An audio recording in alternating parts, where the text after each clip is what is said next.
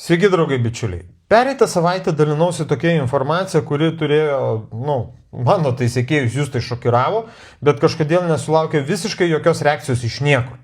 Apie ką kalbu? Apie tai, kad Lietuvos Respublikos ambasadoje Minske vyko masinė korupcija.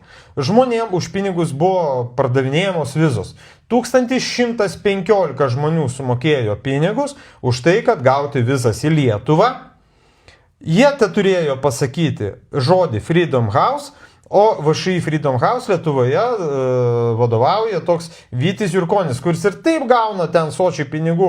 24 metais žiūrėjau gavęs apie 1 milijoną, 25 metais gavęs apie 500 000, taip gauna neaišku iš kur pinigus kažkoks vieno darbuotojo VŠI, nes normaliai ne vieno darbuotojo VŠI, nes gauna lemą per metus. Viskas ir niekam čia nei mokesčių, niekam neįdomu, viskas gerai. Tai va tas Vytis Jurkonis sugalvojo tokį nedidelį biznelį. Sąlyginai nedidelis biznelis, ten skaičiavau plius minus turėtų būti apie 200-300 tūkstančių eurų. O kągi padarė? Žmonėm, kas nori gauti vizą, sako, davai, duokit man babkių, aš ambasadui pašnekėsiu ir jūs gausite vizą. Akivaizdu, kad ambasados darbuotojai yra temoj, negalima sakyti, kad jie nieko nežino, nes jiems tai reikdo ambasadoje ateiti ir pasakyti Freedom House, tai yra toks kažkoks tai Shazam atkroise, ne, kažkoks tai toks, ne. Tai faktas tas, kad ambasados darbuotojai irgi tema. O ką aš dabar padarysiu? Aš paskambinsiu Lietuvos Respublikos ambasadą Minske ir pabandysiu pasikalbėti net ir su ambasadoriumi, jeigu išeis, ir pabandysiu paklausinėti darbuotojų, kame yra reikalas.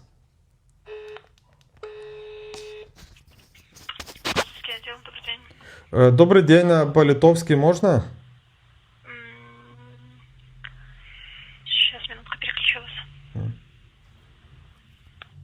Kaip įdomiai, skambina ambasada, lietuviškai nekalba.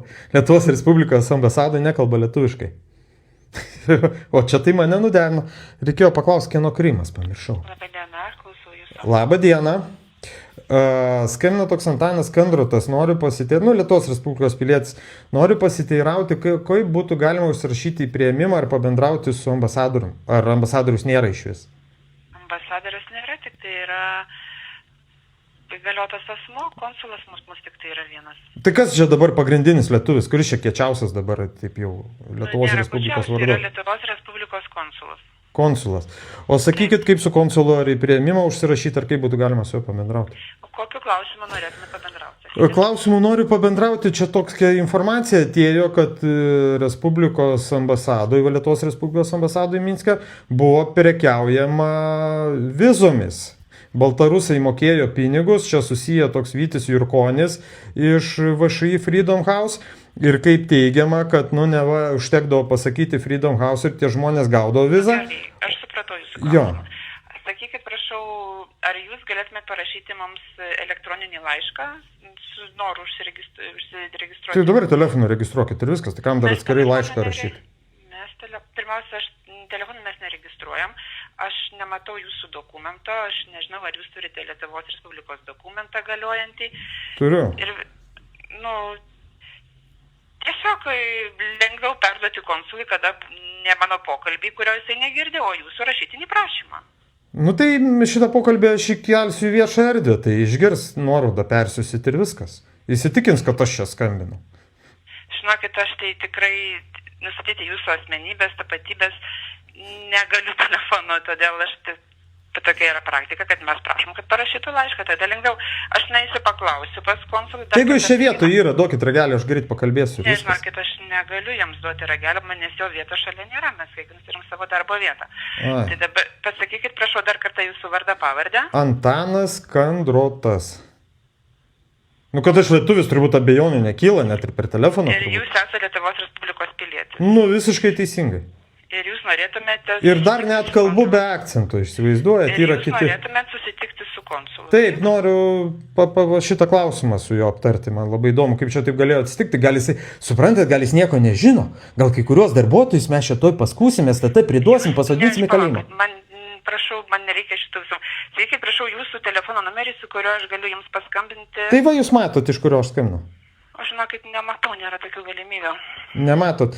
+37. Gerai, aš perduosiu jūsų prašymą ir jums perskambinsiu. Jo, tada perskambinkit, telefonas kišenėje įjungtas, skambinkit. Gerai, jeigu negaliu pažadėti, kad labai greitai. O aš su kuo aš bendravau? Su konsulinio skyriaus raštvedė. O vardas jūsų raštvedė koks? Pavardė? Na, žinokit, neprisistatom dėl saugumo sumetimais. Kokio saugumo? Paprasčiausiai mes prisistatom kaip konsulinio skyriaus raštvedė. Tuo prasme, tai jūs neturit vardų pavardžių, iš jūsų pasus atėmė ir ką nereikia? Apie tai aš nenorėčiau su jumis diskutuoti, nes aš irgi jūsų nematau ir nežinau, kas jūs toksai esat. Tai, Ne, bet tai per telefoną, tai darbuotojų jūs gal... Ar jūs nelegaliai dirbate tenai, aš nesupratau. Apie tai tikrai su jumis nediskutuosiu. Norėčiau perduoti jūsų prašymą konsului, laukit mūsų skambučio. O kada ten paskambinsi? Sakėt labai greitai ar labai negreit, nesupratau. Paskambinsiu tada, kai turėsiu atsakymą. Nu, tikiuosi, nereiks laukti ilgai. Aš irgi taip tikiuosi. Gerai, ačiū Jums už informaciją, raštvedė, kurios vardo pavardės. Iki malonaus. Dėl saugumo negalima žinoti. Gerai, laukiu Jūsų skambučio, iki. Gerai. Įdomi jie, ne kažkaip tai. Vardų pavardė dėl saugumo. Kokie čia saugumo? Tipo nuo Belarusų saugumo. Tipo baltarusai nežino, kokie darbuotojai dirba ambasadoj. Tipo čia taip. Nu kažkaip tai įdomi. Laukiu informacijos, pabandysiu nepražiopsoti skambučio ir būtinai mesiu, paviešinsiu, parodysiu. Laukime. Įdomu. Nu aš tikiuosi nereiks pas tą konsulą, kaip sakant, atvykti, reikia užsinutraukti. Gerai, iki.